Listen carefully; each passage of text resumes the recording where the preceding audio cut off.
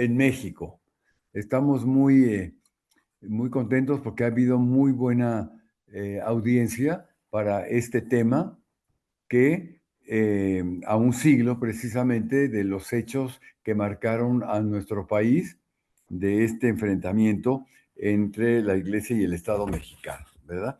Y en esta ocasión tenemos el gran gusto de recibir a la doctora Sonia Quirós, quien se ha dedicado toda su vida al estudio de estos temas, sobre todo la historia contemporánea de México, y que nos va a dictar la conferencia La Iglesia frente al gobierno de Plutarco Elías Calles.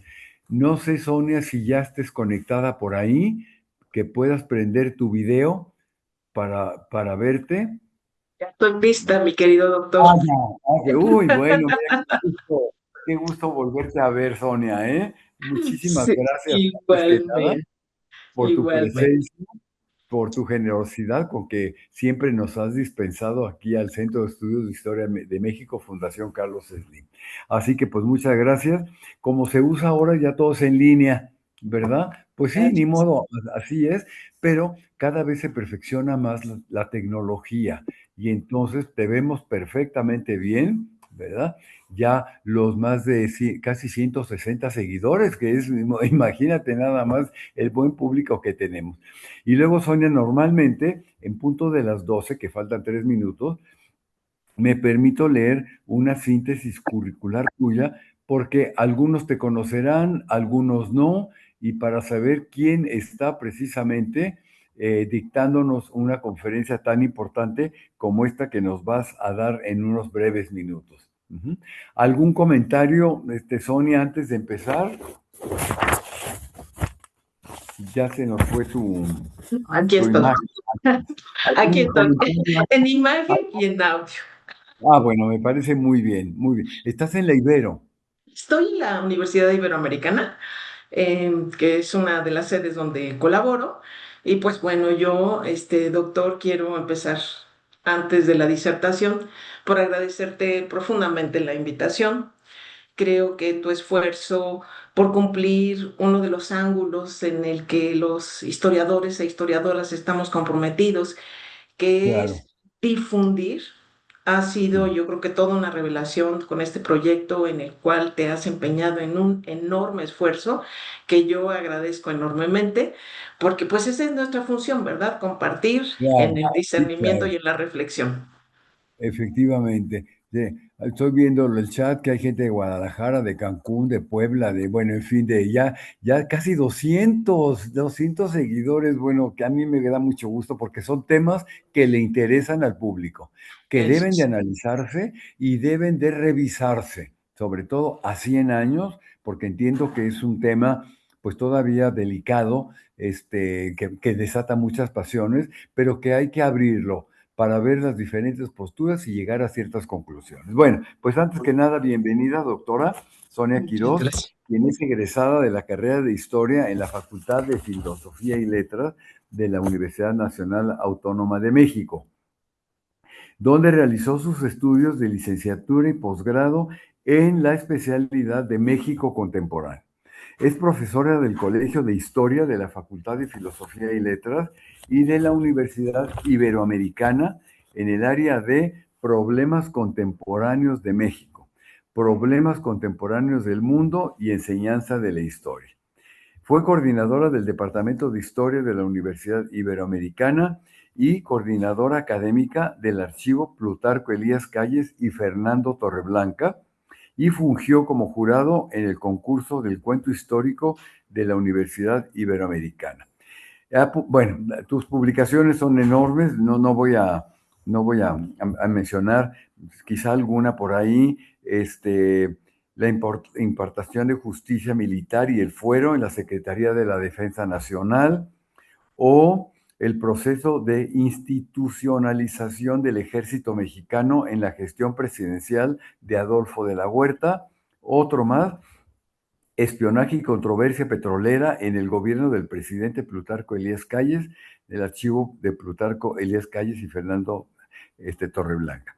Y en cuanto a difusión, ha participado en el grito que sacudió a México en Discovery Channel. Porfirio Díaz, 100 años sin patria, también del Discovery Channel. Benito Juárez, la caída de un imperio, y la serie Por las calles de la historia, Canal Mexicano. Y entre sus distinciones académicas está la mención honorífica en sus exámenes de grado de licenciatura y maestría, con decoración al mérito docente por la Secretaría de la Defensa Nacional y reconocimiento al compromiso universitario del Colegio de Historia y Facultad de Filosofía y Letras, y la medalla Ernesto Meneses Morales por destacada trayectoria profesional en el Departamento de Historia de la Universidad Iberoamericana. Así que un currículum muy, muy, muy rico que refleja lo que es la actividad, pero también la pasión con la que estudias la historia y tratar de, sobre todo, de transmitirla como va a ser en esta conferencia. Adelante, Sonia, muchas gracias. Muchas gracias, doctor, por la presentación. También quiero iniciar con agradecerles su presencia en el interés que, como ha mencionado el doctor, pues tiene elementos a veces complejos, ¿verdad?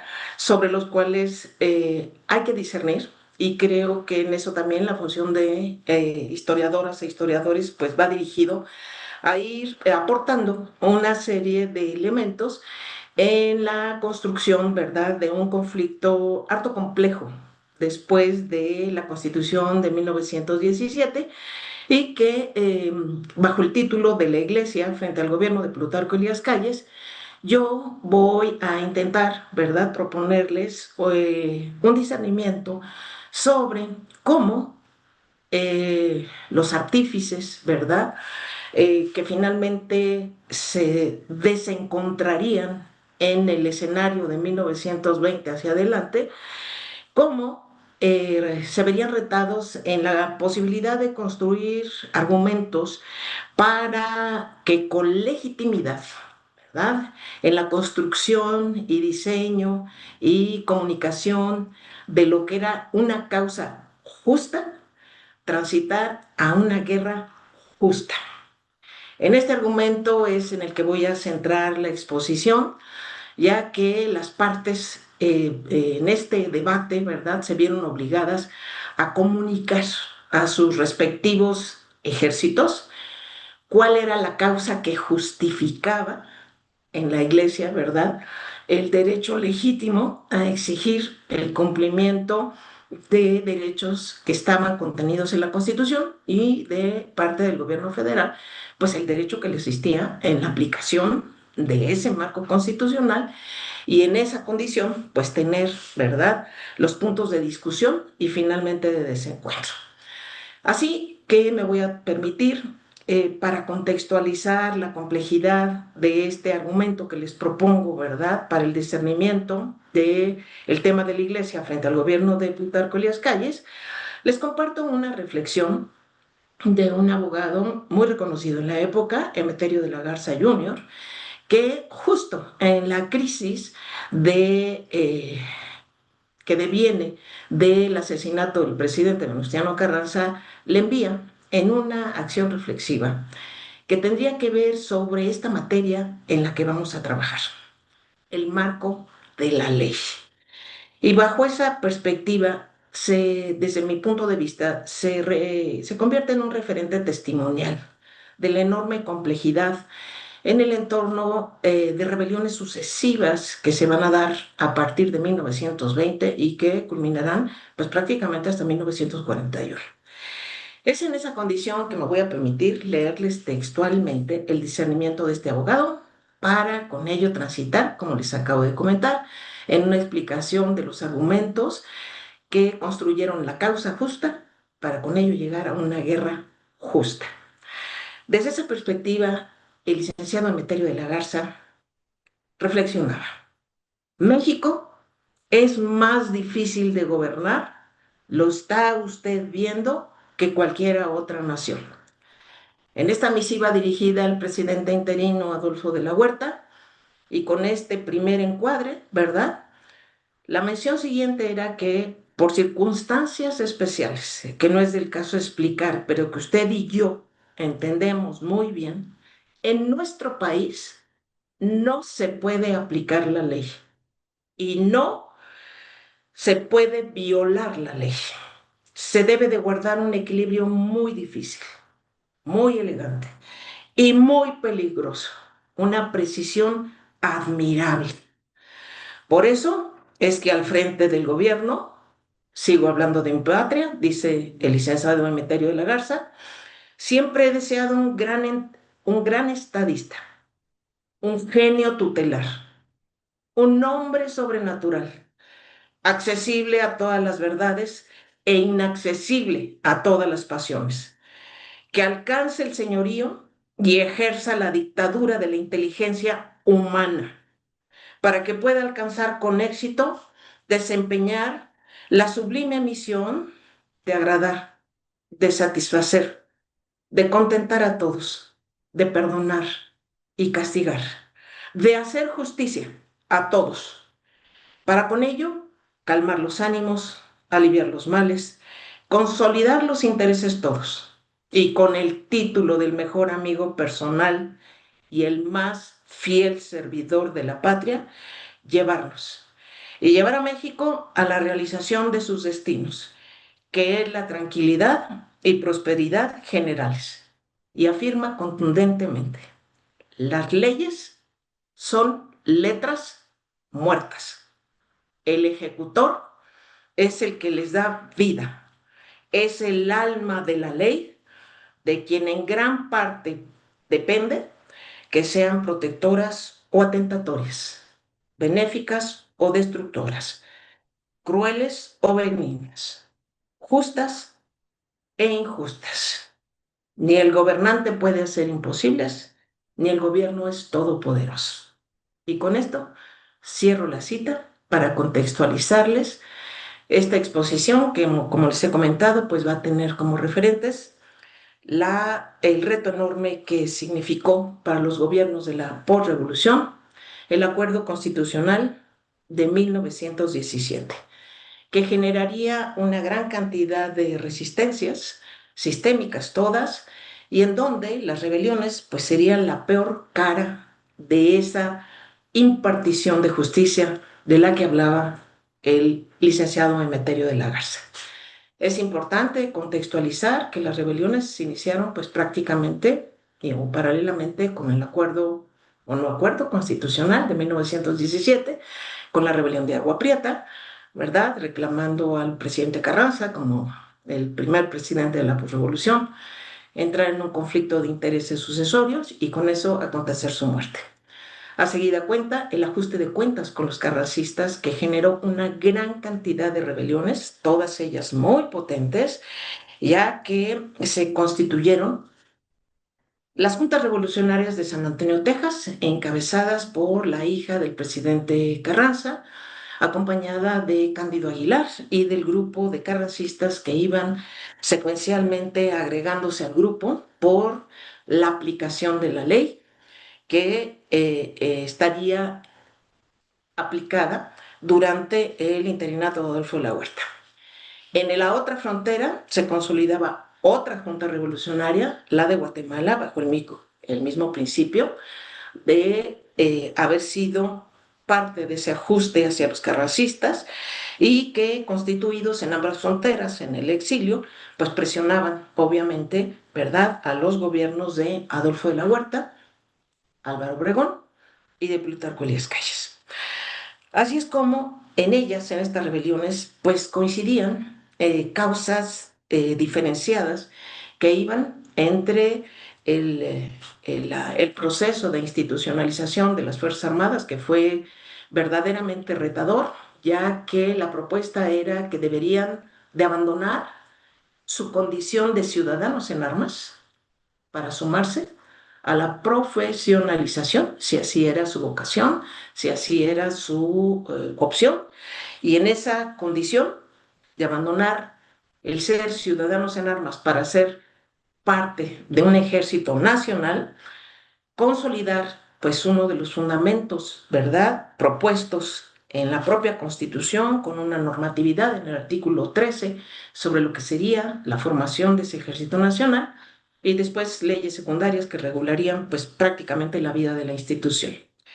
Así es como, ¿verdad? Teniendo como referencia que estas rebeliones serían una acción permanente, es que nos encontramos con otro proceso de construcción en relación a las rebeliones. La rebelión de Agua Prieta, que daría consecuentemente materia de nueva cuenta para discutir sobre esta crisis que se sucedía en las sucesiones presidenciales y que una vez que el gobierno de Álvaro Obregón, a través de lo que ustedes seguramente ya conocen bien, por exposición de quienes me han antecedido, obtuvieron pues un triunfo militar, en donde el triunfo revelaba que los desagregados de la huertistas pues irían a la búsqueda de esos dos diseños, ¿verdad? Fronterizos que habían sido focos de resistencia muy complejos de enfrentar para las administraciones de Obregón y el presidente Calles, y en esa condición, ¿verdad?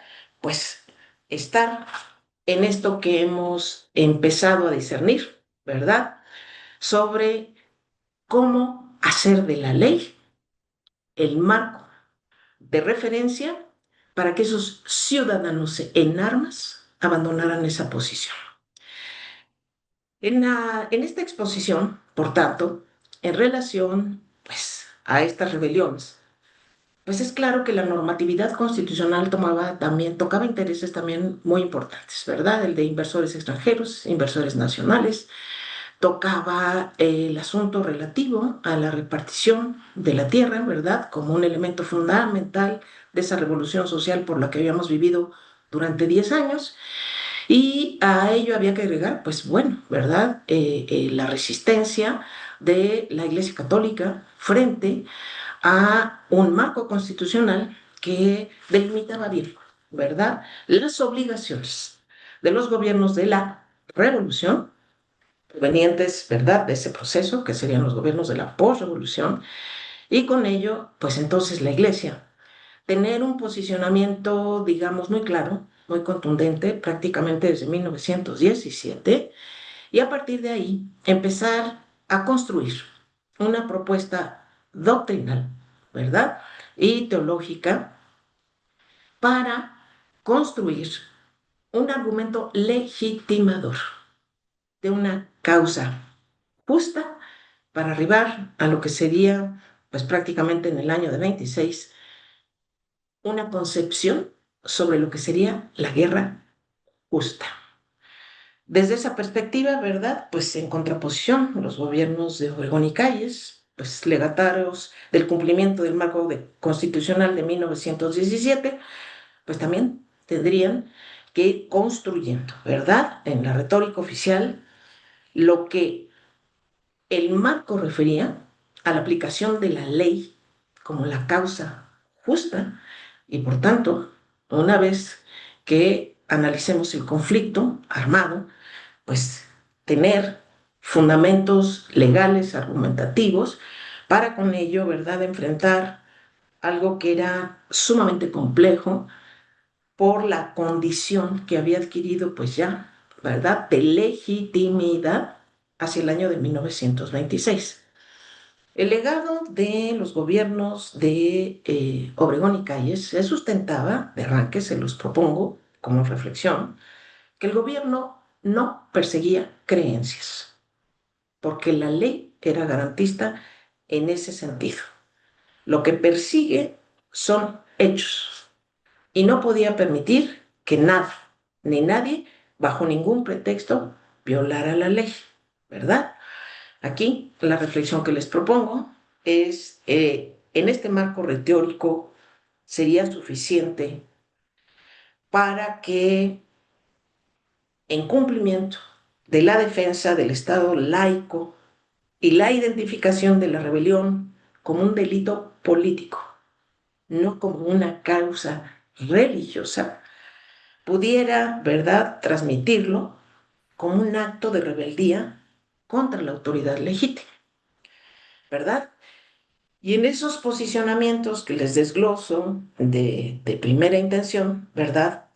Es en donde enfrentaríamos la siguiente reflexión, que lleva a que tenemos un ejército de base social que, habiendo hecho de la guerra, pues toda una convivencia por una década, pues era evidente que llevarlos a transitar en el conocimiento de lo que la ley había acordado y la aplicación de la misma, y desde el ángulo, como les insisto, de la iglesia, pues plantearles que no obstante la ley, pues había un rigor que yo creo excesivo, ¿verdad? En donde cabía como posibilidad la negociación, es en esas posiciones en la que, ¿verdad? Las reflexiones y propuestas planteadas es que la iglesia arrancaría en la construcción de lo que sería la parte constitutiva y argumentativa de la causa justa, es que la pasión de los constituyentes se había desbordado, que la mejor evidencia estaba referida en los debates de Querétaro, evidenciando el anticlericalismo de la facción triunfadora, o sea, los carrancistas, que parecía tener raíces ya de carácter histórico que eh, podíamos definir, tienen una evidencia durante el siglo XVIII y XIX, y lo que hoy pues se observaba o se percibía era que la diferencia sustancial estaba en el territorio de que poseía unos caracteres de violencia y de sectarismo mucho más adecuado, según el testimonio de y la construcción histórica del doctor Jan Meyer, que es un referente de la cristiada, importantísimo para el tema que estamos tratando, ¿verdad? En esa condición, pues las posiciones que la Iglesia observaba de ese resurgimiento de un militarismo jacobino, pues tendría una respuesta. La organización de la resistencia de los católicos y del clero a abandonar la antigua pasividad en un decantamiento progresivo que iba de lo religioso hacia lo social.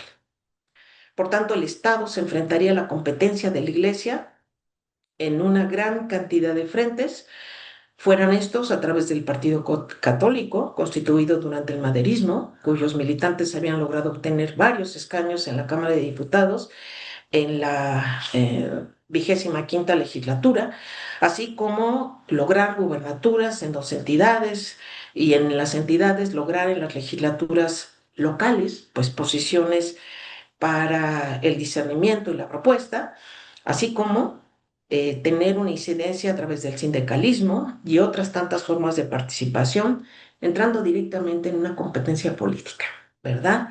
Inserta, como les acabo de mencionar, entre ese gran espectro social de ciudadanos en armas, ¿verdad?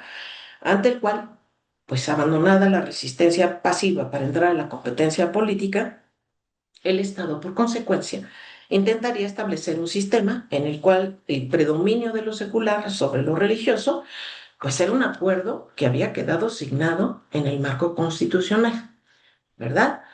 El referente yo creo que más importante para darle materia a esto que estamos analizando fue la actividad política representada a través del Partido Católico Mexicano, que contaba pues ya en sus filas con personajes muy politizados, quienes trabajaban, realizaban actividades en pro de la sociedad y que tenían como sustento la encíclica Rerum Novarum del Papa León XIII, donde se entendía a la democracia cristiana como la acción popular cristiana, que consistía en un ordenamiento civil en el cual todas las fuerzas sociales, jurídicas y económicas, en la plenitud de su desarrollo jerárquico, cooperarían proporcionalmente al bien, ¿verdad?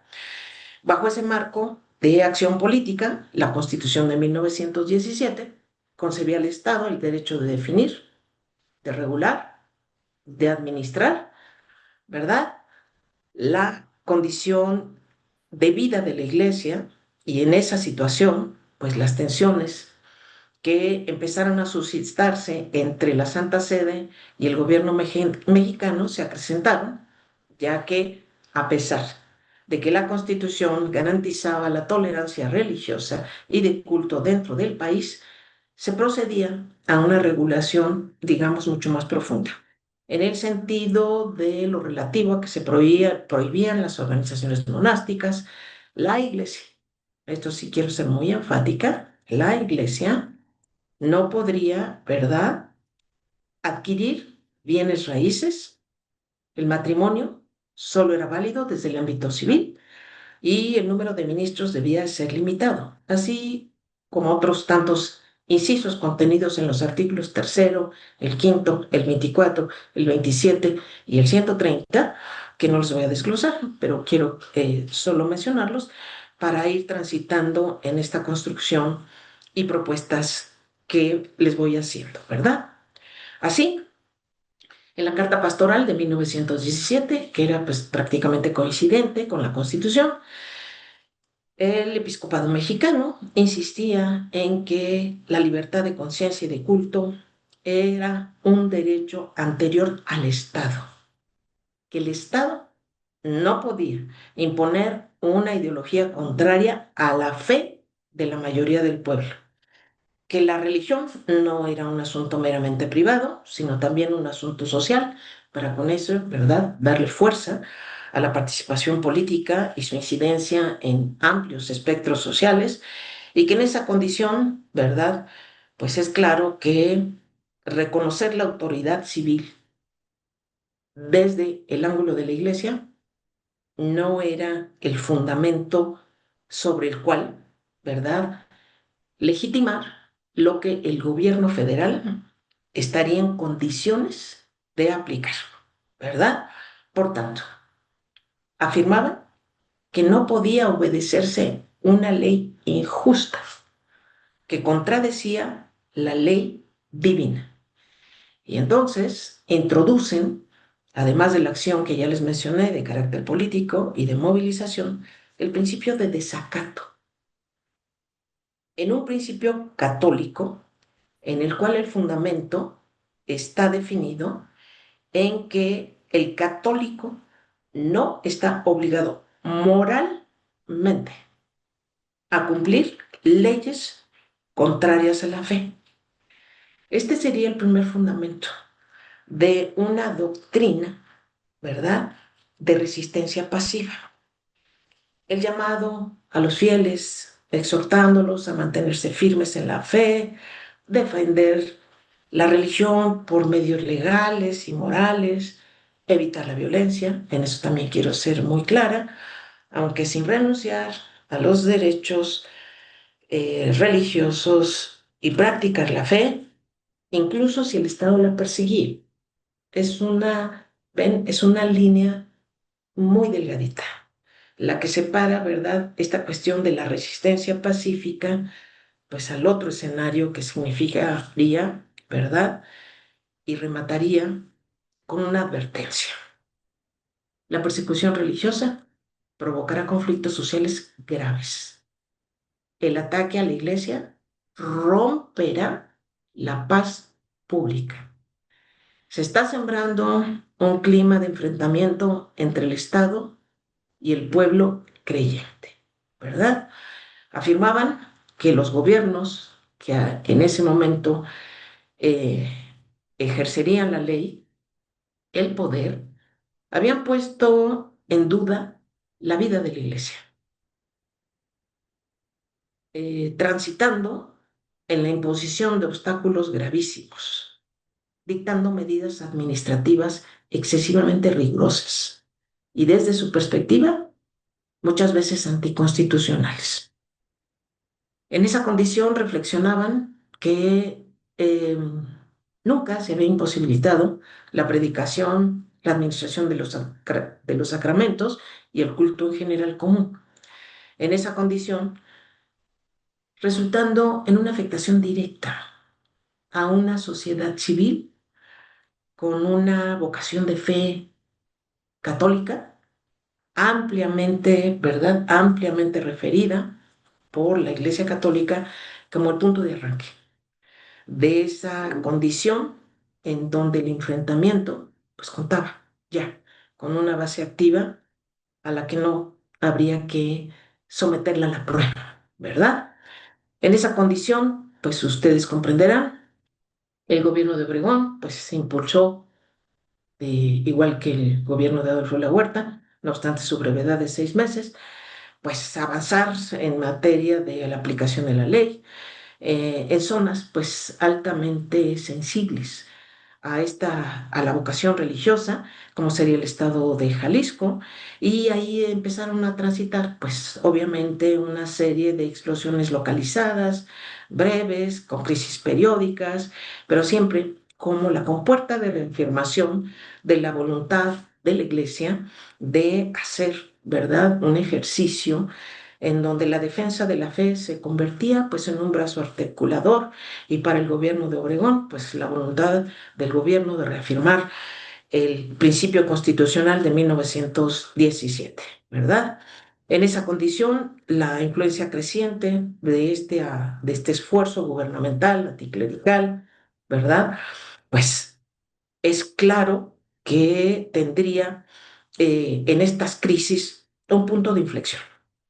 Ese punto de inflexión se encuentra en lo que ustedes conocen bien, en la colocación de una bomba en la Basílica de Guadalupe, adjudicada a un trabajador de la Secretaría Particular del general Álvaro Obregón en funciones de presidente, y en ello, pues, la Iglesia, pues, enfrentar con la edificación del monumento a Cristo Rey, digo, con los permisos del caso, sí, pero a seguida cuenta, ya en este escenario, ¿verdad?, en donde la rispidez iba escalando, pues el gobierno federal ocuparse de lo que era y es su obligación, ir construyendo evidencias de que en desacato a la ley, pues haría o provocaría el involucramiento de personalidades como el señor Francisco Orozco Jiménez en el levantamiento concretamente de Adolfo de la Huerta por razón de la sucesión presidencial.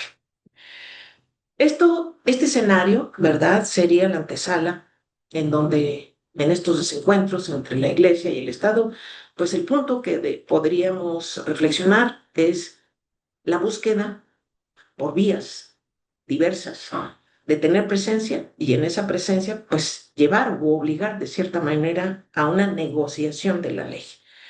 Bajo esa perspectiva, con estas acciones, esto sería la antesala para la formación en 1925 de la Liga Nacional para la Defensa de las Libertades Religiosas, en la que participarían organizaciones católicas y entre ellas muy destacadamente los Caballeros de Colón, la Confederación Nacional Católica del Trabajo, la Asociación Católica de la Juventud Mexicana, así, ¿verdad?, como otras asociaciones que llevaron una intensa campaña de agitación y movilización, dentro de la cual pues también valdría destacar esta formación del ejército reivindicador de la mujer en una condición de género, ¿verdad?, hacia las mujeres que encontraban en la década de los 20 pues una serie de referencias no compatibles ni con su vocación, ni con su moralidad, ni con la forma de llevar, ¿verdad?, los cambios intensos que se iban sucediendo.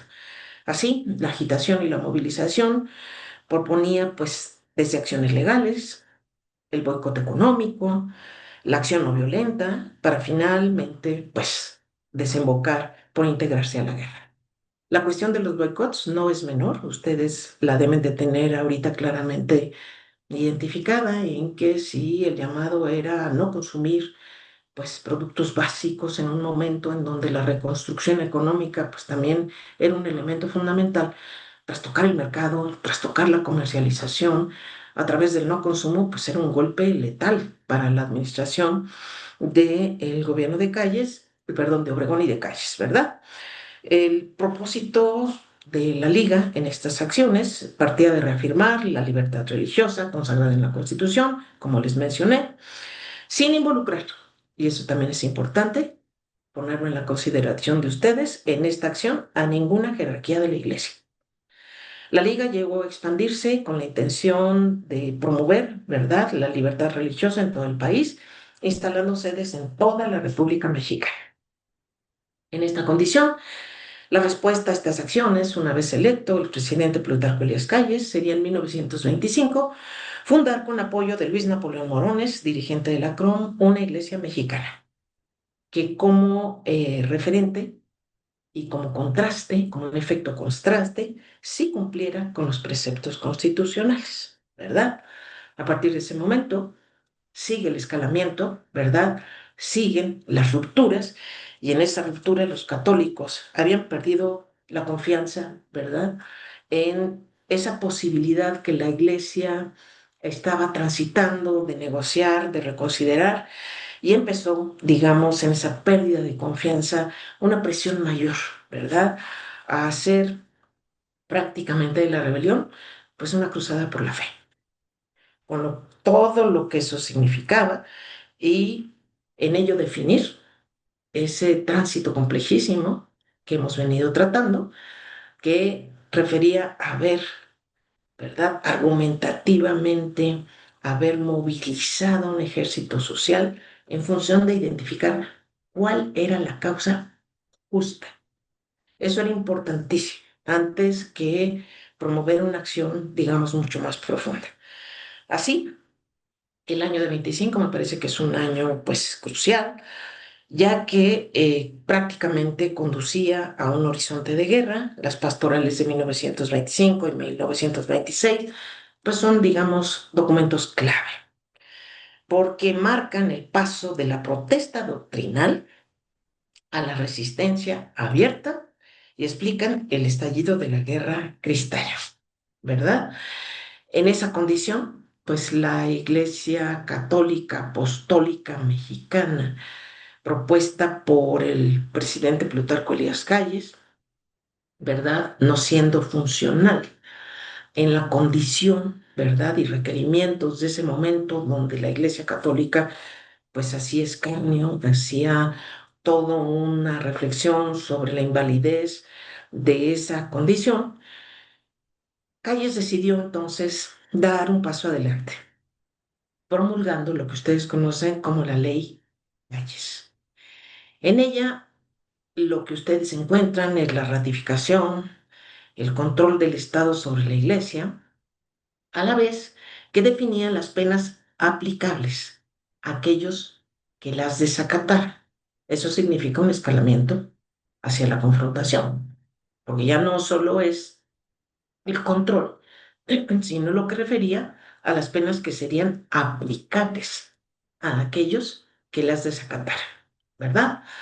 Este hecho provocó que la Liga Nacional de Defensa Religiosa, en combinación con los obispos José Moray del Río y Pascual Díaz Barreto, protestaran abiertamente ante esta legislación y el gobierno federal optó, ¿verdad?, por ignorar o dejar pasar esta protesta y con ello, pues, la Liga determinó que el clero elevaría la protesta suspendiendo el culto religioso a partir del 31 de julio de 1926, teniendo claro lo que esto generaría en un ejército social preparado para la guerra.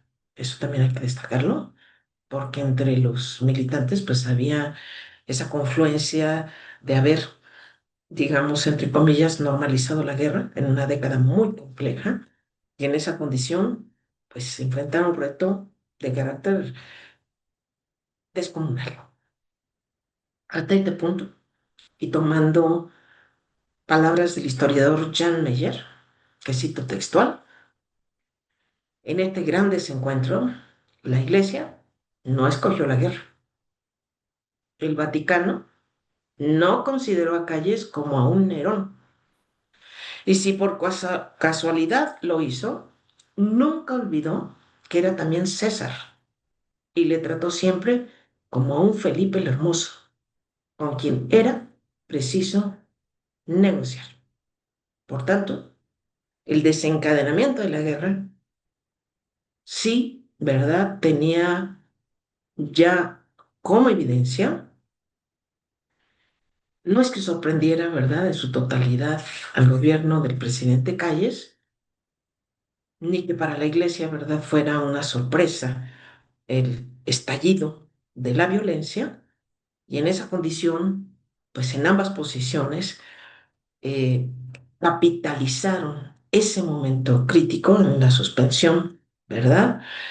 Que la Iglesia había definido para tensar las posiciones en el ámbito de puntualmente denunciar ya no el cumplimiento de la ley, sino la persecución, mientras que el gobierno federal argumentaba que la Guerra Santa no tendría fundamento ninguno, ya que la ley, ¿verdad?, tendría que ser el vínculo de cumplimiento para la causa justa del gobierno federal, ¿verdad? En esa condición es en la que está fincada la siguiente reflexión.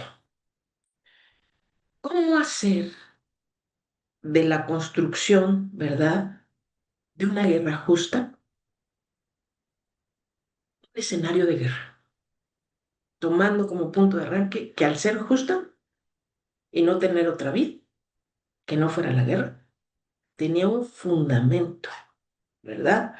En el que les reitero, pues la iglesia no acordó, pero sí construyó, ¿verdad? La construcción de la guerra justa, pues entre quienes, ¿verdad?, por vocación integraban el corpus de la iglesia, es importante analizarla ya que la guerra justa había sido empleada por los católicos desde tiempos de San Agustín. Y es un concepto que se fue adecuando, se fue, digamos, construyendo bajo la premisa de defender la fe de los distintos enemigos que la Iglesia tendría que enfrentar, tanto internos como externos, ¿verdad? En esa reflexión teológica, ¿verdad?, filosófica, está el fundamento y la construcción de una percepción, ¿verdad?, en los futuros participantes en la rebelión cristera, sobre que la causa justa es una recta intención de poder practicar su fe sin ser objeto de intervención o persecución del gobierno cayista, ¿verdad? Escrita, como lo acabo de mencionar, en los cánones y fundamentos filosóficos de San Agustín de Hipona, pues el siguiente referente reflexivo sobre esta construcción de la causa justa lo encontraríamos en Santo Tomás de Aquino, ¿verdad? En esa condición de lo que para San Agustín era la guerra justa, ¿verdad? Sobre el uso de la guerra como defensa en contra de un agresor, pues lo tenemos claramente identificado en la Ciudad de Dios, en donde pues varios pasajes abordan este asunto y en esa condición pues hacer de la reafirmación, ¿verdad?, de este principio sobre que la providencia divina que suele enmendar y depurar con las guerras las costumbres corrompidas de los humanos. Y al mismo tiempo sucede para poner a prueba a aquella base social, ¿verdad?, que San Agustín dice y refiere a aquellas aflicciones a los mortales que llevan una vida justa y digna de alabanza y que una vez probados esos bienes, ¿verdad?, que derivan de la fe, trasladarlos a otro mejor o bien retenerlos, ¿verdad?, aún mediando en ella el asunto de defenderlas a través de un escenario de guerra, ¿verdad? En esa condición, pues, si hacemos la siguiente mención sobre esta posición que había transitado en diferentes escenarios en la confrontación entre el poder civil y el poder religioso, pues es claro que había que arribar en ese momento en donde la confrontación en México pues era ya prácticamente irreversible, apuntalar que en esta consideración de una clara definición sobre la causa justa para la guerra justa, pues la vinculación que existe con otra reflexión que liga con Santo Tomás de Aquino, que establecía como premisa válida para lograr librar una guerra justa, la causa justa y la defensa de la fe, pues eran propuestas que serían seguramente retomadas por esa base social de sacerdotes que, a diferencia, ¿verdad?, de las cúpulas eh, en la iglesia que habían disentido de la guerra como una posibilidad, pues prácticamente fueran rebasadas, ¿verdad? En esa condición, pues, ¿cuál sería la compuerta ya en ese tránsito de la causa justa a la guerra justa? La propuesta es leerla, ¿verdad?, en una declaración de guerra contenida en la Carta Pastoral Colectiva del 12 de septiembre de 1926, en donde, ¿verdad?, establecía, y cito: si por vergonzosa cobardía desertáis de las filas o cesáis en el combate, humanamente estamos perdidos. Y México dejará de ser un pueblo católico. Y en esa condición, ¿verdad?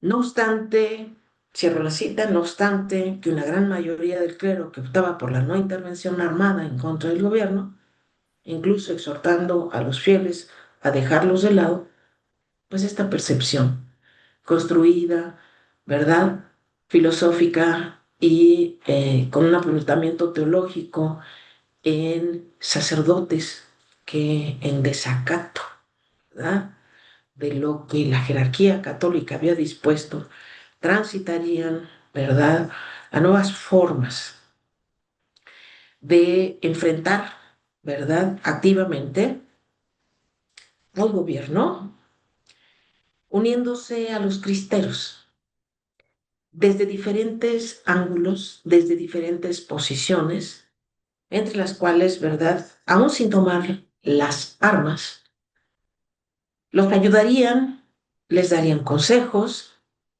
y, en el otro ángulo, ¿verdad?, aunque no fueran una mayoría notable, pues en estas primeras movilizaciones empezaron a participar clérigos dentro de sus filas. El tener clérigos dentro de las filas, pues hacía que los cristeros sintieran que eso de cierta manera le daba legitimidad a esto sobre lo cual hemos venido discerniendo. La causa justa, ¿verdad? Partiendo, pues, desde una perspectiva atomista, que hubiese estos sacerdotes en medio del conflicto podría tomarse como la autoridad justa, que le daba fundamento y posibilidad al conflicto armado y que en esa condición pues adquiría el carácter de ser una guerra justa, ¿verdad? En esa condición les he dejado claro que aquí no era el aval de la totalidad del clero, pero que pues obviamente la participación activa se reflejaba ya, ¿verdad?, en un estandarte pues legitimador del movimiento. Y en esa condición, pues los sacerdotes militantes de la cristiada empezaron a hacer alusión a la defensa de la iglesia, bajo el mismo signo inequívoco planteado en las cartas pastorales, ¿verdad? Si no lo hacían, México dejaría de ser un pueblo católico, ¿verdad? Y que en esa condición era válido poder librar una guerra justa, que era la defensa de la fe, ¿verdad? En esa condición, pues esta conducta no refería a ser un acto de rebeldía, ya que la Constitución misma, la mexicana, pues abría la posibilidad de que, no obstante tener, ¿verdad?, definida cuál sería la territorialidad de ambos poderes, pues el exceso, haber enunciado, ¿verdad?, que habría penas a quienes incumplieran con ese mandato de ley, pues es claro que los sacerdotes confrontaban ese argumento, ¿verdad?, que su guerra, la guerra justa, iría en acatamiento a mandatos superiores a toda ley humana y a una justa defensa de legítimos derechos.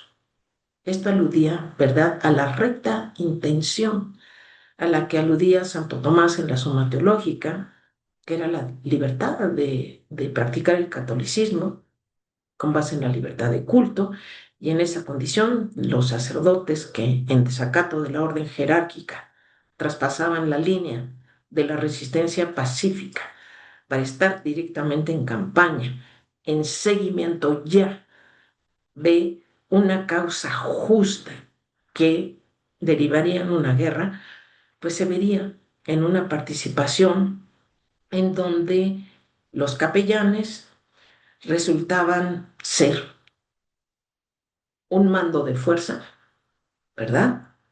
Que organizaría, promovería enlaces, llegando incluso a ser jefes armados, en los cuales podemos destacar el caso del sacerdote Pedro José Reyes Vega, que actuó en esa línea complejísima, delicadísima, ¿verdad?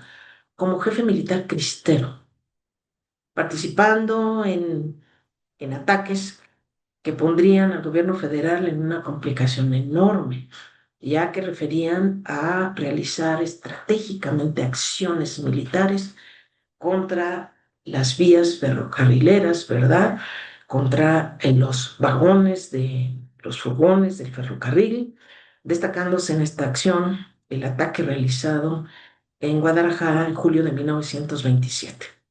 Este sacerdote se destacó por su radicalismo y violencia. La línea delgada radicaba en que la violencia no tenía límites. No se podía, ¿verdad?, hacer una separación si se ataca una vía en la que transita, sí, el ejército, sí, claro que sí, transporta tropas, transporta armamento, sí, pero en esos trenes iban civiles.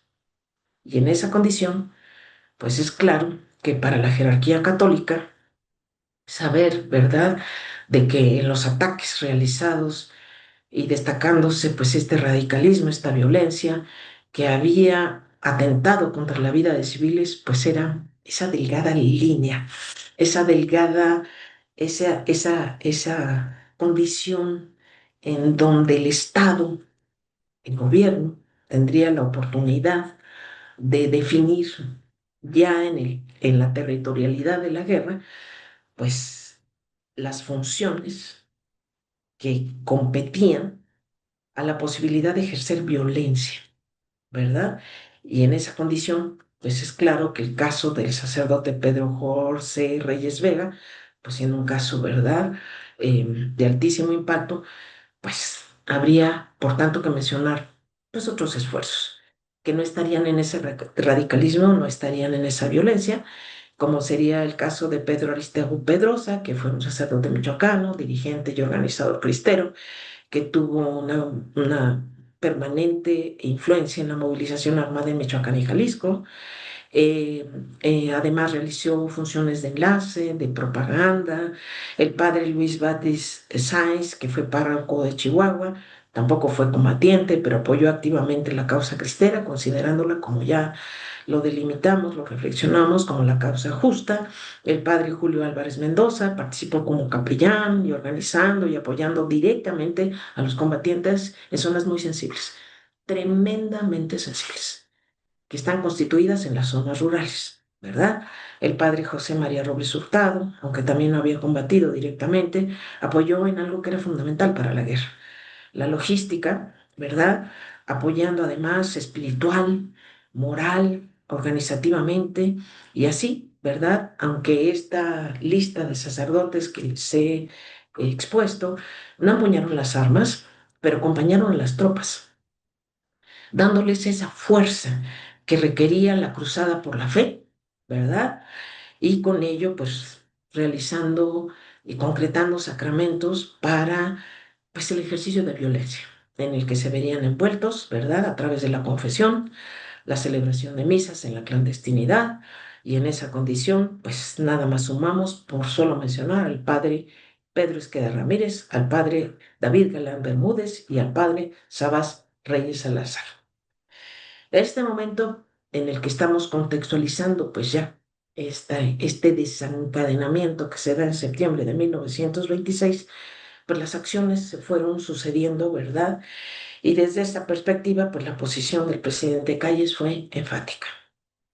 Agotada la negociación, el gobierno no persigue creencias, sino hechos, y reiteraba. Y no se puede permitir que nadie, bajo ningún pretexto, viole la ley. Así es como, ¿verdad?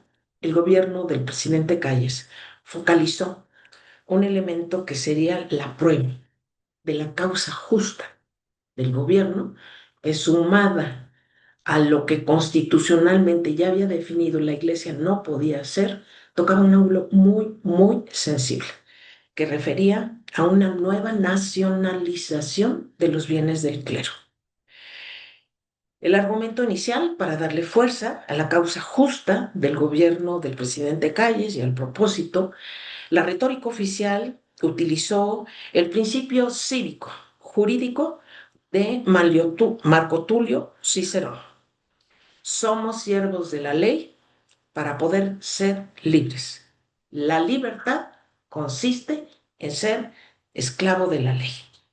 Con esta reinterpretación y resignificación arrancaba, ¿verdad? Pues esta explosión social como una cruzada por la fe y bajo esa condición construido el argumento de la ley como la causa justa y su implementación, pues la guerra, ¿verdad? Era un reto muy grande, muy, muy grande, porque habría que dirigir, ¿verdad? Elementos que sumaban a la causa justa para la guerra justa, este asunto fundamental dirigido a quienes, a esa base social que constituida en un ejército nacional tenía una vocación de fe. Y esa vocación de fe era católica y el riesgo era enorme. ¿Por qué? Porque si el mensaje no estaba bien, por decirlo de alguna manera, colocado, la posibilidad de las deserciones se daba en el sentido de, dentro de ese cuerpo social denominado clases, en ese ejército, se pudiera dar el riesgo de la deserción, ¿verdad? Y de la deserción no solo dejar ausente en una cadena de mando al Ejército Nacional, sino sumarse al Ejército Cristero, lo cual hubiera significado, como les voy a evidenciar con un solo ejemplo, ¿verdad? Un reto tremendo para el gobierno callista, y en esa consideración es en la que, paralelamente a lo que les he contextualizado, la evidencia de un tema tan sensible como era pues prácticamente expropiación de los bienes del clero, iniciaba pues con la difusión que el gobierno callista haría a través de el periódico El Demócrata, básicamente, y en el ángulo del incipiente Ejército Nacional, recurriría al esfuerzo de comunicar, de colocar la causa justa entre los integrantes a través de la revista del Ejército, la Marina y de algo fundamental, del suplemento El Soldado, que sería el vínculo de comunicación entre el gobierno federal, ¿verdad? En donde arrancaría con un título tremendo, perdón, comenzó la nacionalización de los bienes del clero. Esto sucedería el 13 de febrero de 1926, en donde la causa justa agregaba, ¿verdad?, una ofensiva en un ángulo muy comprometedor, ya que ello implicaba demostrar y acotar una de las fuentes de financiamiento para la futura rebelión. Las acciones serían, ¿verdad?, construidas a través del secretario de Gobernación, Adalberto Tejeda Olivares, el procurador de Justicia, Romeo Ortega, y la crónica y la definición que se realizaba a través del medio de comunicación, el periódico Demócrata, iba en el asunto de que el ciudadano procurador había celebrado un acuerdo con el presidente Plutarco Elías Calles acerca de la forma en que se iba a proceder a la nacionalización de los bienes del clero, de los que no habían entrado en dominio de la nación, de acuerdo con las leyes de desamortización expedidas durante la reforma. El licenciado Romeo Ortega recabó, ¿verdad?, e inició el proceso con este acuerdo presidencial, por el cual se procedería ya en firme, ¿verdad?, a girar instrucciones a todos los agentes del Ministerio Público Federal a efecto de que en sus respectivas jurisdicciones procedieran a hacer las averiguaciones del caso de conformidad con datos y denuncias que obraban hasta ese momento en poder de las autoridades. Para el 17 de febrero de 26 daría inicio este proceso, ¿verdad?, de nacionalización, en donde el diagnóstico era que sabían que en los estados de Jalisco, Aguascalientes y Durango se habían descubierto ya las propiedades que significaban una falta de cumplimiento a una ley de otro tiempo y que para localizar judicialmente cada uno de los juicios había sido necesario ir a investigaciones muy precisas, investigaciones minuciosas, ya que las propiedades consideradas en este entredicho pertenecen a particulares que habían pasado de unas manos a otras a través de los años en el incumplimiento de la ley, que prácticamente había sido pues, una verdad legitimación en 1917, venida de la Constitución de 58, y en esa condición, pues tan luego como los agentes contaran con pruebas en las que pudiera basarse la presunción legal, pues realizarían los procedimientos adecuados y que en esa condición, pues las autoridades tenían conocimiento de que el fruto de muchas haciendas iban a parar a manos de asociaciones religiosas y órdenes monásticas. Por ello, ¿verdad? Las crónicas que el periódico iba refiriendo, pues iban teniendo también un fincamiento de prueba y de comunicación a través, les reitero, de la revista del Ejército y la Marina y la condición de lo que refería a los soldados, que es una parte medular para el ejército, y empezaban una serie de clausuras en escuelas por no cumplir con los lineamientos de la laicidad en la educación y en otros, pues por tener clara referencia de que estaban administrados por interpósita persona, pero que los recursos iban directamente, ¿verdad?, a manos de la Iglesia Católica. Así, paralelamente, el presidente Calles pues implementaba formalmente en la ley del impuesto sobre la renta, que, pues como ustedes comprenderán, fincaba esta base tributaria sobre las personas físicas y morales y que, no obstante haber sido un propósito en el año 1921, no había logrado tomar la fuerza que esto necesitaba para la reconstrucción económica del país. Y el presidente Calles pues daba un paso adelante, pero en paralelo con esta propuesta de la nueva nacionalización de los recursos que estaban en pertenencia de la Iglesia Católica. Miren, en esa condición y para cuestión de tiempo, porque creo que me he ido pues un poco extendiendo, quiero presentarles, ¿verdad?, una de las evidencias para que ustedes, pues, como historiadores, ¿verdad?, que estamos sujetos a la prueba, aquí tienen ustedes la evidencia, ¿verdad? La labor de investigación, la más profunda, la que daría resultados desde prácticamente pues 1925, pues estaría a cargo del Estado Mayor Presidencial, ¿verdad? A la cabeza del general Álvarez, quien tendría la encomienda rigurosísima, complejísima, de hacer la revisión que correspondiera, ¿verdad?, a esta parte tan comprometedora en donde en estas láminas pues tenemos como evidencia casas en donde se ubican los bienes, ¿verdad? En estas columnas hay la ubicación de bienes, la orden religiosa propietaria, la interpósita persona, el cargo profesión, la comprobación legal, que es todo el proceso que se había llevado, el estado del juicio y el valor catastral. Y entonces, en esta sobreexposición, pues el gobierno de Calles daba un paso fundamental en esta condición, ¿verdad?, de la prueba, para con ello darle fuerza a la causa justa del gobierno federal en una guerra justa, con un fundamento de prueba de incumplimiento no solo referido a su gobierno, sino de tiempo atrás, y en ello, pues, mediar, como ustedes están viendo, ¿verdad?, en esta lámina, pues la evidencia que miren, con evidencia, pues ya saben, como historiadores, aquí tienen ustedes, este es de un archivo del Estado Mayor del presidente de la República, que tiene pues la citación correcta y ahí tienen ustedes los montos.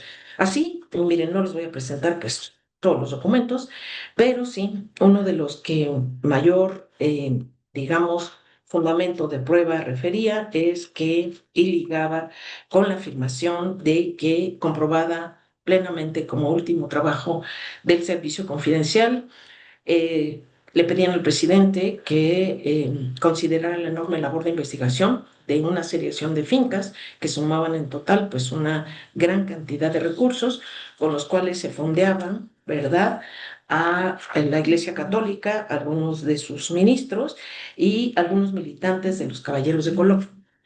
Bajo esa perspectiva, ¿verdad? Pues es claro que en esta condición de confrontación y de pruebas sobre una nueva nacionalización de los bienes del clero, pues la retórica gubernamental en el incumplimiento de la ley por parte de la Iglesia y definido una vez el horizonte de esta nueva nacionalización, pues tendría una respuesta en un ángulo que yo les mencioné, era de una enorme, enorme, enorme dificultad. La enorme dificultad estribaba en que el año de 27 la guerra recrudecía, la violencia escalaba y había que darle la potencia al mensaje a las clases que eran, les insisto, una cadena de mandos muy comprometedora para enfrentar la guerra, definiendo con una reflexión muy potente, ¿verdad?, cuál era el objetivo en 1927. Les voy a citar el texto.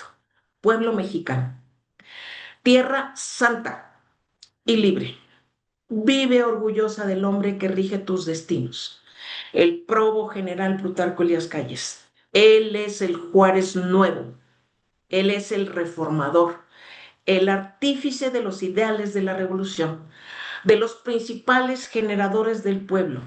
Su sentimiento es noble, leal, sincero. Los buenos lo aman, los malos lo respetan.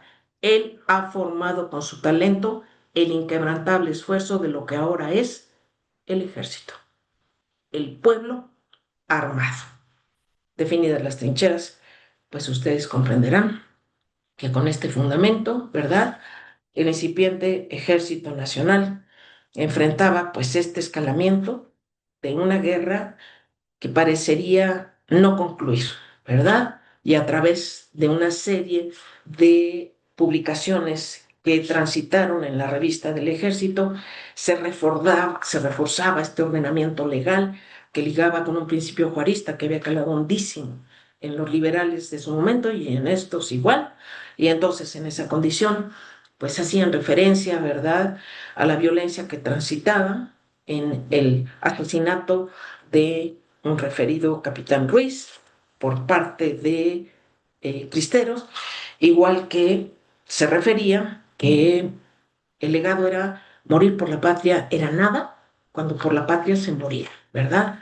Reafirmando principios como la lealtad, reafirmando principios como el deber, reafirmando principios como la cualidad del carácter en los jefes, ¿verdad?, que estaban comandando, enfrentando esa rebelión en 27 y donde, les insisto, pues la deserción era el mayor riesgo por el que estaban corriendo y en donde los ataques que les mencioné se sucedieron al frente de este sacerdote, lo que intentaban era minar la moral del ejército. Y entonces en esta construcción, ¿verdad?, la revista hacía un esfuerzo enorme para entender el sentido de sujeción del ejército a procedimientos morales, legales, y en esa condición establecer toda una cadena donde el honor militar marchara unido al honor nacional. El hombre, cito, que sale de la masa del pueblo, tiene corazón y tiene posibilidad de discernir, de comparar y definir. No es bien. Ya tenemos definidos cómo debe ser el honor, que habrá de injertarse por medios adecuados en nuestros sufridos y heroicos Juanes, que es la materia prima sin la cual el Ejército Nacional no ganaría la guerra. Su dignificación, su educación y su vocación de servicio harían que los Juanes se transformaran. De la noche a la mañana, pues serían el ejemplo de hidalguía, de buena educación, y para entonces habría llegado el momento de madurar. Ese ejército nacional definido en la Constitución de 1917 con, ¿verdad?, enunciados sobre la patria necesita tu esfuerzo, tu talento, tu músculo, tu cerebro, tu alma, tu corazón. La sociedad ha depositado en ti la llave de la paz, de la seguridad pública. Eres el brazo formidable de los ciudadanos del presente. Antes eras la opresión. Hoy eres la libertad, eres la espada de la justicia destinada a satisfacer la conciencia pública. Eres importantísimo factor en la vida soberana de los pueblos. Las fronteras de la nación han estado a tu cuidado. Perteneces a la patria. Si ella necesita tu sangre, dásela. Si reclama tu vida, entrégasela para que el deber sea el arma que el soldado tiene para, con el supremo gobierno, mantener sus lazos de lealtad, de fidelidad, porque el Estado, el soldado es el Estado sobre el cual se constituirán las nuevas bases, ¿verdad?, de legalidad para que el país, ¿verdad?, transitara en la condición de casi una vocación por el servicio, en donde, cito, el sacrificio de la vida por esta santa causa es el que tiene más posibilidades de transmitirse a la posteridad, porque se halla íntimamente ligado a la defensa de principios que rigen a la nación. Nuestro espíritu de sacrificio debe ser la fuerza interna para cumplir nuestra misión de ser útiles en la medida de nuestras fuerzas a nuestra patria, a nuestros semejantes y a nosotros mismos. Las virtudes, las disciplinas, ¿verdad? El ser esclavo de la ley, pues era prácticamente aquella construcción vinculante de la causa justa con la guerra justa y en esa condición, ¿verdad?, el reforzamiento doctrinal, como se los menciono a través de la revista, se dio entre 1927 y 1928, ya que en ese momento pues era coincidente que la moral del ejército estaba tocada, sí estaba tocada, porque había ya evidencia, ¿verdad?, de que pues no obstante este reforzamiento, igual que en el ejército social, ¿verdad?, de sacerdotes y militantes, pues igual entre militares se había dado pues una acción de deserción y traición del teniente Salas Valero, que fue pues prácticamente, ¿verdad?, eh, evidenciada en una sobreexposición sobre lo que no debería ser, ¿verdad?, esos integrantes de Fuerza Nacional, ya que su participación se había dado en el marco de las acciones militares en combinación con el sacerdote mencionado, cumpliendo funciones de mando medio, ¿verdad?, que eran vitales porque con ello tenían el liderazgo sobre rurales, realizaban operativos de vigilancia, persecución, castigo, y había facilitado además información a grupos cristeros, negándose a cumplir órdenes, ¿verdad?, en el ángulo del federal, pasando a las filas cristeras, y en esa condición era la evidencia del momento complejo en el que transitaba el ejército en una posición de deserción de oficiales, en zonas profundamente católicas, donde esos soldados, esos Juanes, tenían vínculos familiares o religiosos con la población local. Y el reto era entonces tremendo. Bajo esa condición, pues se le asignó un, un, eh, un esfuerzo, ¿verdad?, de reflexión a la revista para definir con claridad ese casi traición llevada al punto de alentar este texto fuertísimo, ¿verdad?, de José García Roel, que era director del Fronterizo, del periódico del Fronterizo de Nuevo Laredo, en donde lo tituló Fulminación y enunciaba: anatema la mafia hidrófuga y maldita que al quemar criaturas inocentes cubrió de lodo sus manchadas frentes y una página infame dejó inscrita. Anatema la horda hipócrita y malvada que al quemar se ensañó en ancianos y mujeres y sometió inocentes de manera despiadada a crueles y dantescas escenas. Anatema a los seres depravados que en nombre de la fe y la religión inmolaron soldados abnegados, que cumplieron heroicamente su misión.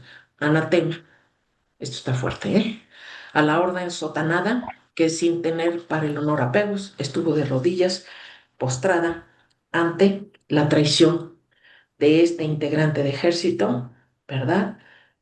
Que había afianzado la sangre de mujeres y de ancianos en una combinación de sangre con los Juanes, que en esa acción, ¿verdad?, habían sufrido la violencia llevada a niveles realmente indescriptibles.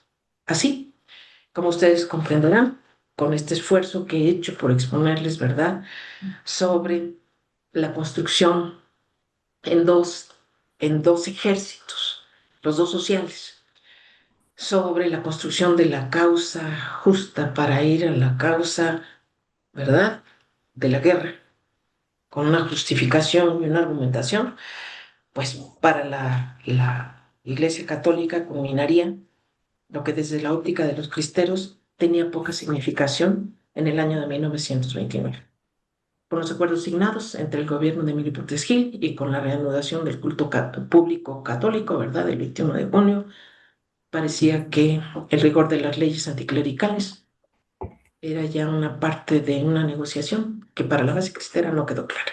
No quedó clara que seguirían acciones de resistencia.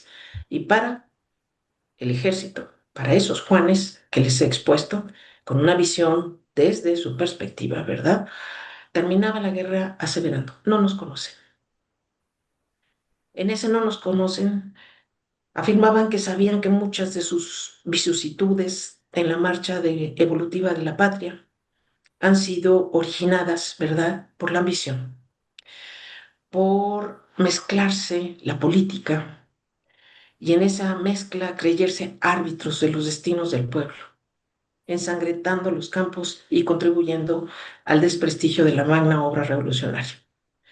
Lo repetimos, estamos desligados de todo vínculo político y sabemos, en nuestra humilde categoría de soldados del Ejército Nacional, que nuestra misión está demarcada perfecta y claramente en la ordenanza y las leyes militares. Pero cuando oímos de labios incompetentes y malignos que nos denigran calificándonos de carne de cañón, cuando escuchamos que personalidades ajenas a nuestro medio y desconocedoras en absoluto de nuestros caracteres nos lanzan una serie de argumentos destructivos, sentimos que la indignación se apodera de nosotros y no vacilamos en lanzar a esos gratuitos deturpadores el más honor y solemne mienten. Se afirma que vamos al combate llevados por un impulso de gregaria obediencia, que nos enfrentamos a la muerte con la plena inconsciencia de las mentalidades inferiores y que nuestra crasa estupidez se aprovecha como escalón de bastardos anhelos y de prestigios de guardarropa. Tales aseveraciones, que no pueden ser mayormente falsas, las denegamos con energía. Invocamos a los espíritus serenos de nuestros armados paladines. Ellos podrán decir a todos muchas cosas elocuentes de nuestros sacrificios y nuestras epopeyas. La derrota de la reacción se ha logrado gracias al esfuerzo denodado de las tropas, que saben de privaciones y fatigas inconcebibles. No nos conoce. Con esto, ¿verdad?, aunque un poco de manera precipitada, terminé la exposición en función del tiempo. Una disculpa al doctor, una disculpa a ustedes los oyentes, y les agradezco mucho su paciencia, ¿verdad?, su interés. Y bueno, si tuvieran, yo entiendo que Muchísimas hacer una gracias. acción reflexiva, ¿verdad? Muchísimas gracias, doctora, porque en primer lugar todavía de acuerdo a los comentarios, pues obviamente son pasiones las que se mueven en este tema, pero pues lo que buscamos es el equilibrio. Tienes Así es. muchos comentarios, muchas felicitaciones en el chat. No sé si quieras darle una revisión de algunas de las preguntas que te pudieran hacer en el chat, las que consideres unas dos o tres. A ver, mi querido Manuel, si me hicieras favor, mejor tú Ah, de hacerme las ok. preguntas, te lo voy a agradecer, ¿verdad? Dice, Gracias. dice Jorge Luis Márquez, doctora, excelente ponencia. Quisiera preguntarle sobre la causa justa de Calles. ¿Hay algún dato si el ser ateo de Calles fue parte de la causa justa? La causa justa, ¿verdad?, de Calles es que el gobierno no perseguía creencias. Los hechos Ya. irrefutables sobre los bienes de la iglesia le dieron una fuerza tremenda que no tenía, ¿verdad?, en todo este escenario, en toda esta construcción del conflicto, y que fue una redirección, un elemento que redireccionó y que se expandió a través de los medios de comunicación para intentar, ¿verdad?, catalizar pues la otra visión sobre la causa justa. Y entonces para el presidente Calle el fundamento era que eh, la desamortización, la nacionalización había quedado corta y que en esa condición, pues él era el refuerzo de ese marco de ley en el cual, pues, las evidencias sobre la figura de Juárez y el principio cívico-jurídico de Cicerón, al ser siervos de la ley para poder ser libres, sería el fundamento con el que Calles caminaría durante toda su gestión y aún en etapas posteriores. Bueno, una más, una más y ya.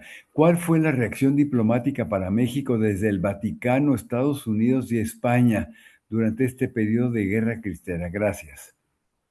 Como les mencioné, el Vaticano no compartió nunca las acciones de guerra, nunca, no las compartió. Pero con esto tenemos evidencia. Lo que la cúpula decida, y si el mensaje es de la potencia con la que se diseñó, era dificilísimo ese ejército de base social donde participaron sacerdotes que no tuvieran la respuesta que tuvieron. Eso era prácticamente imposible. Y en esa condición, pues por eso el ataque a los trenes era fundamental, porque ahí estaba la base de provisión para darle a la guerra lo que no tenía, ¿verdad? Armamento, municiones, y ellos serían la logística, ellos serían la operación. Una última de Daira Martínez. Doctora Sonia, agradezco su excelente exposición y coincido completamente con usted que los historiadores estamos obligados a la prueba. Recordando, recordando nuestro oficio es el de, ay, es que aquí como que se corta, recordando que nuestro oficio, el de confrontar y criticar fuentes. Le reitero mi alta estima académica, Daira Martínez. Pues muchas gracias. Pues tienes muchas más, pero pues ni modo Muchas de dar gracias. Muchas a todos, gracias. ¿verdad? Muchas gracias, Dice, Manuel. Y miren, a quienes nos están escuchando, por eso quise presentarles la evidencia histórica de hacia claro, dónde era, ¿verdad?, la intencionalidad de hacer cumplir la ley en un ángulo muy sensible, los bienes del clero, ¿verdad? Y así de es, dónde venía el financiamiento. Entonces yo creo por eso quise, porque sabía, sabía lo que eso así es. podría provocar si no hay evidencia histórica, ¿verdad? Por último, ¿alguna bibliografía que puedas recomendar? Bueno, pues ya saben que la referencia obligada es la obra del doctor Jan Meyer, que en esfuerzos continuados pues ha tratado ángulos muy sensibles, ¿verdad? Con una seriación de esfuerzos de historiadores que desde ángulos, desde, digamos, las relaciones internacionales, la pregunta que me acaban de hacer, ¿cuál fue la posición del Vaticano, de la Iglesia? Pues han concluido. Entonces yo creo que el doctor Jan Meyer es una autoridad en el tema y de ahí, bueno, hay una seriación de bibliografía que ahorita anunciarla sería, digamos, un poco, a lo mejor abrumador, ¿verdad? Pero bueno, si quieren, Los Mártires de la Cristiada, cuando la pólvora desaparece, de Fernando González, los artículos de Raimundo Casanova Ramírez, de la conquista a la formación de la Liga Nacional de Defensa Religiosa, la guerra de religión en México, el de Marco Fabricio Ramírez Padilla, Palabra de Clio, historiadores mexicanos, y así sucesivamente. La guerra de religión en México, coordinada por Marco Fabricio Ramírez Padilla. Y bueno, como es un tema muy apasionante, pues es obvio que hay una aportación sucesiva, como la que yo he intentado hacer. Esto se va a publicar en un artículo en corto plazo sobre este nuevo proceso de nacionalización, con este, la nacionalización de los bienes de clero durante el conflicto cristero. Pues muchísimas gracias, doctora. Ha sido una hora que se nos fue volando, ¿verdad? Y bueno, pues hay que seguir con las conferencias porque tendremos Sí, muchos puntos de vista tratando de llegar a un equilibrio, ¿verdad? así Es es. un hecho que sucedió hace 100 años y por lo tanto podemos llegar a cierta, como dijéramos, como valoración, por decirlo de alguna manera, de lo que fue el, a 100 años de su aparición. Pues muchas gracias, doctora Sonia Quirós. Ya sabes que te esperamos con mucho gusto aquí en el Centro de Estudios y desde todos los, ¿cómo se llama? Todos los que nos siguieron, que llegamos a más de 502. El Wow. tema, mira, es que el tema yo creo que es tan atractivo por muchas razones, muchas Exactamente. razones. Sí, mira, Manuel, un poco para redondear la idea que nos estás planteando, es tan importante esta cuestión de los bienes, ¿verdad? La personalidad jurídica de la Iglesia, que esta fue resuelta hasta 1992. Así Se es, acabó la efectivamente. confrontación, porque entonces, Sí, reconocida la personalidad jurídica de la Iglesia y los bienes que puede poseer, entramos en otra ruta. Pero mientras perviviera esa resolución jurídica, era claro que los gobiernos de la posrevolución sí. pues tendrían que hacer del cumplimiento de la ley su ley. Así es. Pues muchísimas gracias nuevamente a nombre del Centro de Estudios de Historia de México, Fundación Carlos Slim, y los esperamos para el próximo miércoles con el doctor Yves Solís, Dimensiones Internacionales del Conflicto. Así que bueno, muchas gracias a todos los que nos siguieron y nos vemos la próxima semana. Gracias, Sonia, nuevamente, ¿eh? Muchísimas gracias por la invitación y muchas gracias a todos quienes participaron. Muchísimas gracias. Y Que te tengan muy buen esperamos día. pronto. Te Claro esperamos que sí. pronto en otra conferencia. Muchas gracias, ¿eh? Saludos a Gracias. la Ibel. Hasta Muchas luego. gracias. Sí.